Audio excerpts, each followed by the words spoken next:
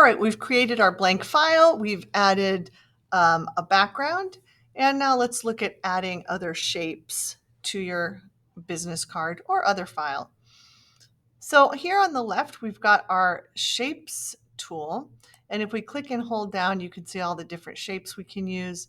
If you want to be bananas, you can come up here and choose some of the existing shapes. They've got some animal shapes, boats, flowers, etc. I am just going to choose the ellipse tool, and I am going to draw that and put it off to the side so that over here I can maybe put some more details if I want to. And if you don't like that color, I can come here. I could have changed it when I drew the ellipse, but I could come here and double click on the layer with the ellipse, and my layer style panel shows up. Okay. And I can do a color overlay, click in my box here, and choose any color I'd like. Okay. I could even come and click onto the card itself and choose a color that's there, and then maybe select a darker version so that it kind of matches the style. Okay. So let's see, what do we like? I kind of like that. Okay. Here you could do another gradient or pattern overlay as well. I could add a stroke, which is basically an outline if I wanted to. Well, let's do that. Oops. Okay. And we can change the size or the thickness of that line. And we'll say okay. Another way to add some interesting graphics are to choose your paintbrush, brush tool, and then come up to the top here and in your brush menu, select from the panel here. Okay.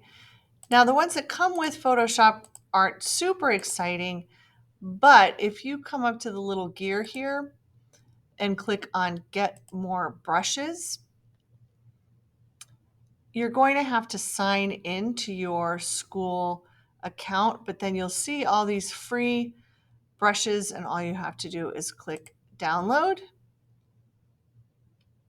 and then click on the download over here, and it will be loaded into your brush options. So you'll see for me, it'll be at the bottom here.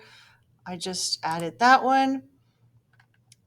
And here are a whole bunch of new brushes that I got. Okay. So I'm going to use, let's see. This is one that I found the other day that I kind of liked. Oh, and we need to create a new layer to put these shapes on. So to create a new layer, under your layers panel, click on the square with the box in it. You have a blank layer here. Now I can use my brush. The color I'm painting with is here at the bottom of my toolbar. And I'm going to click on a color that is kind of already in my color palette here. And I have my brush, and you can see this is the design it's going to make. If I click on the two keys to the right of the P, I can make my brush larger or smaller. Okay. And so I could come in and do something. I don't know why I would do this because I don't really love it. But I could do that, and I could even paint over it a couple of times. And if I'm like, ooh, I don't know if I like that, you can come and change the opacity so that it's very, very light and just sort of a hint of a color. We could even drag this layer under the ellipse, and so that I'll up the opacity so you can see it. Those little dots that I made are hidden.